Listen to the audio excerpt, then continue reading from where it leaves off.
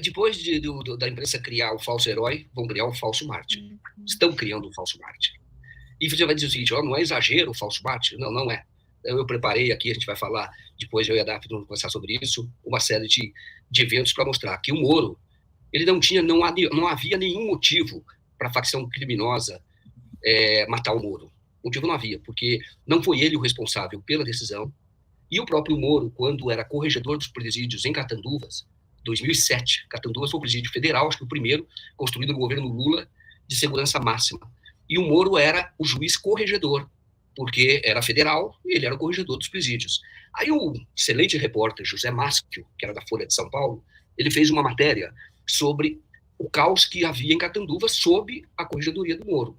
Havia regalias dos presos, o Fernandinho Beiramar, que o Moro conhecia, tinha tomado depoimento, e o Moro cita no livro dele, na biografia, o Fernandinho Beiramar tinha até comprado um táxi e um apartamento para a família, e ele tinha visitas fora de horários, visitas da própria família. Então, naquela ocasião, o Maschio contou isso. Por conta disso, o Maschio nos disse, em entrevista para o documentário A Grande Farsa do Moro, que o Moro falava com ele, era corregedor, e depois disso o Moro ficou bravo, não falou, o senhor não me ligue mais, ou você não me ligue mais, e o Maschio, então, não ligou. Essa matéria foi premiada pela Folha, e o que mostra que o Moro não foi inimigo de facção criminosa quando corregedor, e nem foi quando ministro da Justiça. Quem efetivamente enfrentou a facção criminosa foi o promotor, o Lincoln,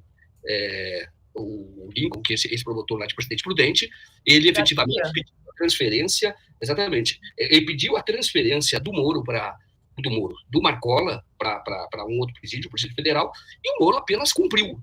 Então, o que eu vou dizer para você quando você fala do falso, eu falo, mas por que você está falando do falso mártir? Primeiro que ele não é mártir.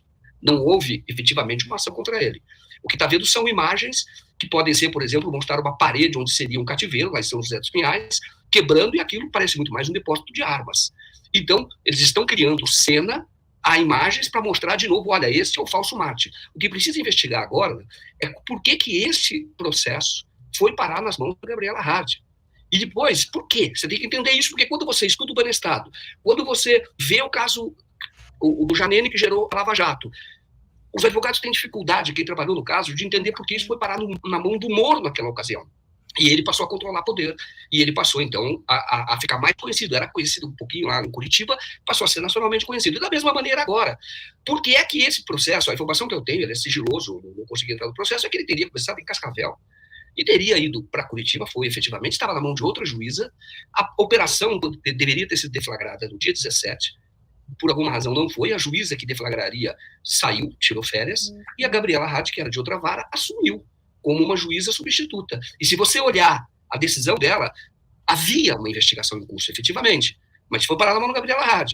E havia uma decisão dela que o Lula dá a entrevista entrevista histórica, por sinal, para o 247, mais ou menos, quando ele fala do Moro, do sentimento que ele tinha em relação ao Moro, num outro contexto, no contexto em que ele está falando para os algozes dele.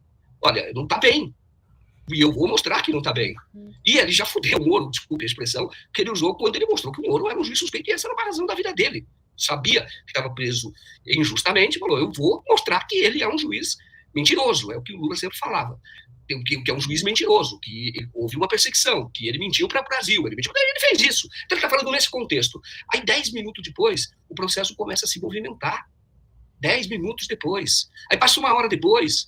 Ou seja, Joaquim, você não acredita em coincidência nesse caso? Não, de jeito nenhum. E aí eu digo o seguinte, o Moro tinha algum tipo de informação privilegiada, ou preparando uma grande armação, porque você vê a cronometria, aí quando são 14h30 ele dá entrevista à CNN. E o que ele fala na entrevista à CNN? Falou, não, o que o Moro disse coloca em risco a minha família. Por que exatamente? O Lula estava falando num contexto político. Num contexto... Ou seja, a bola quicou, o Moro aproveitou e a juíza fez o processo andar. Você vê por que está com ela? Por que foi para ela?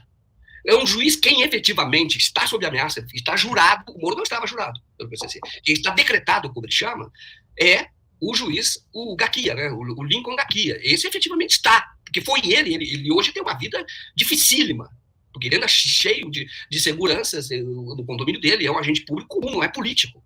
E não ganha nada com isso, com essa exposição, porque ele não é político, com todo esse aparato de segurança.